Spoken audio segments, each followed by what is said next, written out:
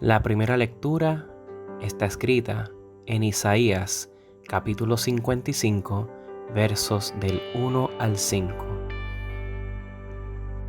Todos ustedes, los que tienen sed, vengan a las aguas, y ustedes, los que no tienen dinero, vengan y compren y coman. Vengan y compren vino y leche, sin que tengan que pagar con dinero. ¿Por qué gastan su dinero en lo que no alimenta y su sueldo en lo que no les sacia? Escúchenme bien y coman lo que es bueno. Deleítense con la mejor comida. Inclinen su oído y vengan a mí. Escuchen y vivirán. Yo haré con ustedes un pacto eterno, que es el de mi invariable misericordia por David. Yo lo puse como testigo para los pueblos y como jefe y maestro de las naciones, por causa del Señor tu Dios, por el Santo de Israel que te ha honrado. Llamarás a gente que no conocías, pueblos que nunca te conocieron, correrán a ti.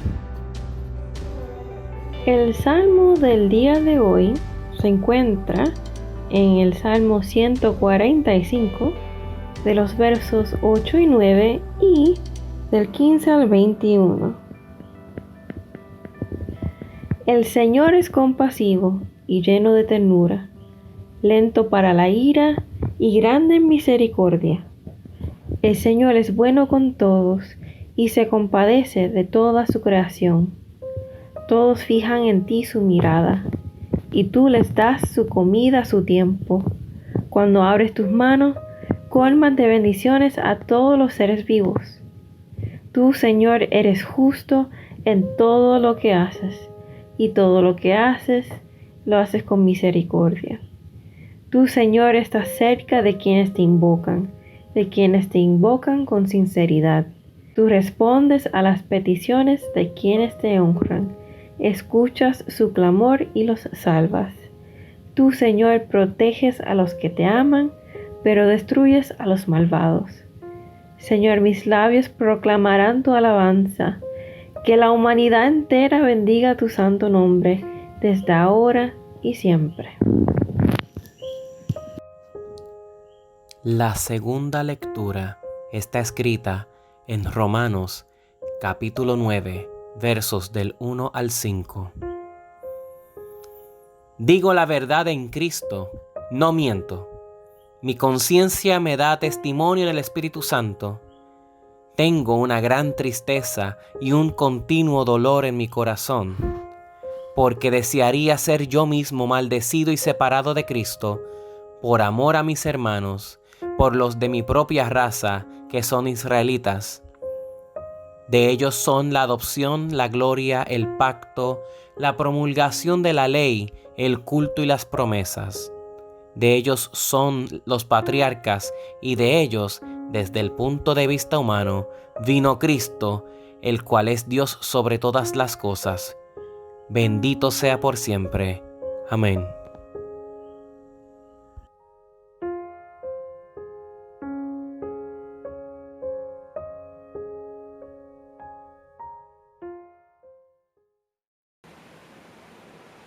Que la paz de Dios esté con cada uno de ustedes en este día que ha hecho el Señor. Tenemos nuevamente el privilegio de poder compartir la palabra del Señor con cada uno de ustedes. Y particularmente vamos a estar enfocándonos en el texto de Mateo, que es el evangelio que tenemos para este domingo, en Mateo capítulo 14, del verso del 13 al 21, lo que comúnmente conocemos como la alimentación de los 5.000. Y quiero comenzar leyendo el texto de lo que Mateo nos dice en esta narración. Dice así: oyéndolo Jesús se apartó de allí en una barca a un lugar desierto y apartado, y cuando la gente lo oyó, le siguió a pie desde las ciudades. Saliendo Jesús vio una gran multitud y tuvo compasión de ellos, y sanó a los que de ellos estaban enfermos. Cuando anochecía, se acercaron a él sus discípulos diciendo: el lugar es desierto y la hora ya avanzada. Despide a la multitud para que vaya por las aldeas y compren de comer. Jesús les dijo: no tienen necesidad de irse, dadle vosotros de comer. Y ellos dijeron: no tenemos aquí sino 5 panes y 2 peces. Él les dijo: traédmelos acá. Entonces mandó a la gente a recostarse sobre la hierba, y tomando los 5 panes y los 2 peces, levantando los ojos al cielo, bendijo y partió y dio los panes a los discípulos, y los discípulos a la multitud. Y comieron todos, y se saciaron, y recogieron lo que sobró de los pedazos 12 cestas llenas. Y los que comieron fueron como 5,000 hombres, sin contar las mujeres y los niños. Y esto es palabra de Dios. Este pasaje lo conocemos como la alimentación de los 5,000.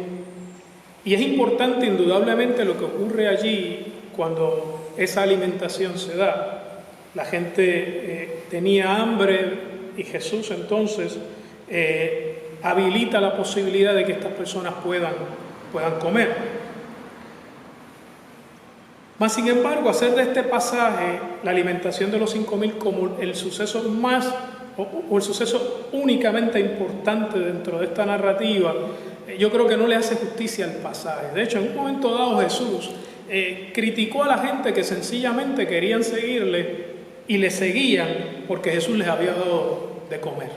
Jesús les dijo: ustedes me siguen no para obedecer y hacer lo que yo les enseño, sino ustedes me siguen sencillamente porque les he dado comida, los he alimentado. Así que hay otras áreas dentro de este pasaje que es lo que yo quiero compartir de manera breve con ustedes en este momento. Y es que Jesús quiere enseñarle a los discípulos y nos quiere enseñar a nosotros una verdad espiritual que son importantes para lo que es nuestra vida diaria. La historia nos dice que los discípulos vieron vieron que la gente, ya era tarde, la gente tenía hambre, van donde Jesús. Jesús les dice: denle ustedes de comer. Y ante esa sugerencia de Jesús, que parecería algo descabellado, los discípulos dicen: pero es que nosotros no tenemos la posibilidad de darles de comer. Nosotros lo que tenemos son estos 5 panes y estos 2 peces, que es esto para tanta gente que hay aquí. Y Jesús le dice: tráiganme lo que tienen. Tráiganme esos 5 panes y esos 2 peces. Y con esos 5 panes y esos 2 peces, nos dice la narrativa del texto, que Jesús entonces coge esos 5 panes y esos 2 peces y se obra el milagro donde todos pueden comer. Tanto hombres como mujeres, tanto niños, ¿verdad?, como ancianos. ¿Qué nos quiere decir desde mi punto de vista este pasaje también? Que en muchas ocasiones nosotros como creyentes vemos la necesidad de nuestro alrededor. Nosotros no estamos ciegos de las realidades y de las necesidades que vive, por ejemplo, nuestro país. Todos comentamos por las redes sociales o a veces en los conversatorios, hablamos acerca de las necesidades que hay en nuestro país y en el mundo que tenemos alrededor. Todos estamos bastante claros de las necesidades. Lo que nos cuesta muchas veces entender es cuál es nuestra participación y responsabilidad en medio de esas necesidades que nosotros somos capaces de ver. Y yo creo que de eso es que Jesús nos quiere enseñar a través de este pasaje. Vemos la necesidad y vamos a Jesús en oración. Y le decimos: Señor, mira la necesidad que tiene el mundo, haz algo por las necesidades que tiene el mundo. Y tal vez, quizás por nuestra prisa en la oración, porque estamos tan ocupados diciéndoles tantas cosas, somos incapaces de oír la respuesta que tiene Jesús ante la petición nuestra. Donde Jesús entonces nos dice: ante eso que me estás pidiendo, ante esa necesidad que estás trayendo a mis pies, Jesús nos dice: hazlo tú. Mete mano. Toma la iniciativa. Y nosotros, al escuchar una respuesta como esa de parte de Dios, ¿qué podemos decir? Pero Señor, si yo soy tan incapaz, si yo soy solamente una persona, si yo no tengo los recursos económicos, los recursos humanos y tantas otras cosas que podemos decir. Sin embargo, Jesús entonces nos dice: dame lo que tienes a la mano. Trae a mis pies lo que tú tienes y deja que lo demás lo haga yo. Él nos invita entonces a que nosotros podamos poner a sus pies lo que tenemos, sea mucho o sea poco. Lo que tenemos, sea abundante o no lo sea. Nuestros dones, nuestras capacidades, aunque sean pocas. Porque el milagro de la multiplicación de nuestras capacidades y nuestras posibilidades está en las manos siempre de Jesús.